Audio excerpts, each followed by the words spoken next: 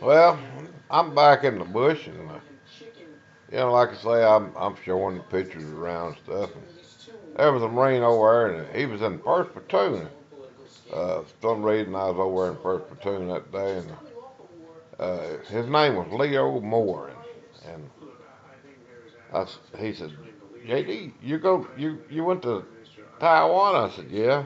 I showed him the pictures and everything, and he was really interested in it. And so anyway, let's go forward about 30, 40 years.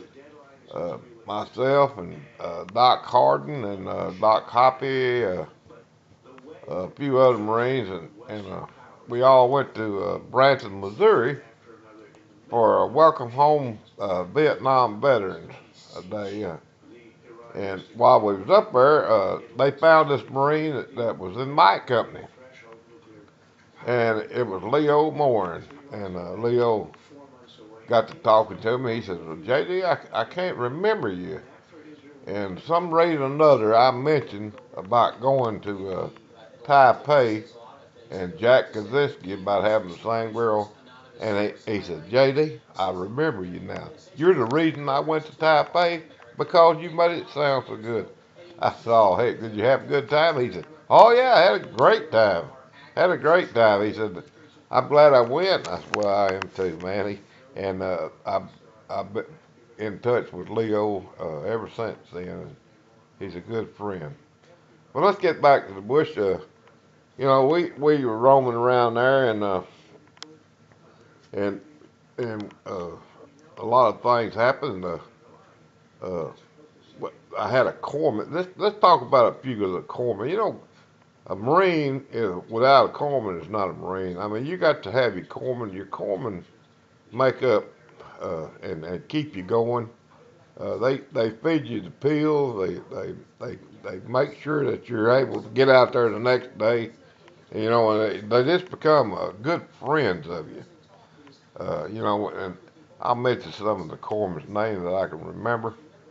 A Doc Nash, a Doc Gaskins for sure. Doc Gaskins was one of the biggest corpsmen I'd ever met up with. We like, Marines, we like to wrestle and do this and that. It took three of us small Marines to get on to Doc Gaston, but we wasn't scared to. I'd get on his back and somebody'd grab his leg, and we'd have a good time. But Doc Kelly, uh, he loved machine gun. If he hadn't been a corpsman, he would have been a real good machine gunner. Doc Kelly and corpsmen don't carry gun rounds, but Doc Kelly always carried gun rounds for me. He said, "JD," he said, "I'm gonna take care of that machine gun. I feel like it'll try to see me home." I said, "Well," I said, "it will, Doc. If we can get you back home, we gonna get you there." So anyway, Doc Kelly, he loved machine guns, and Doc Kelly, he become a real good friend. Doc Valencia, Doc Porter, of course, Doc Hoppy. Doc Hoppy was the senior corpsman, and he took care of just about everything. He stayed in the CP, but he knew everything was going on. And Doc Dutch, Doc Dutch was a corpsman that he wore uh, gloves with the fingers uh, cut out of them, and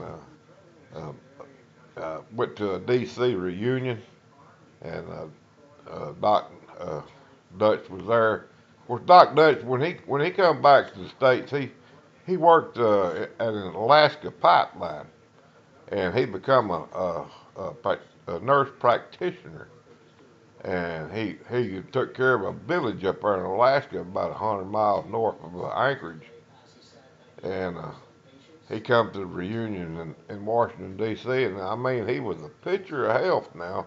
He looked really good. He hadn't gained all that weight, and he looked like he was 30 years old still.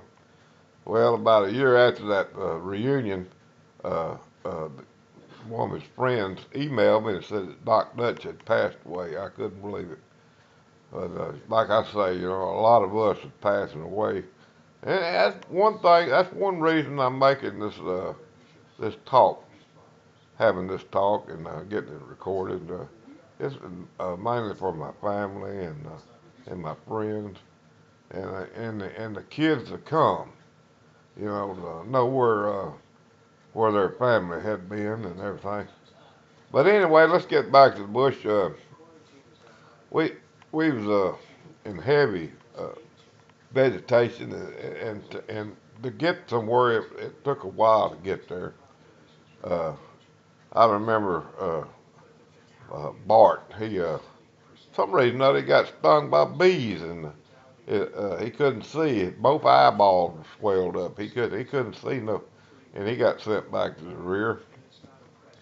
I can remember Doc Kelly trying to cross a creek, and he fell off the tree and he got in the creek, and he was so mad. He was just embarrassed. He just got really upset, and you couldn't talk to him.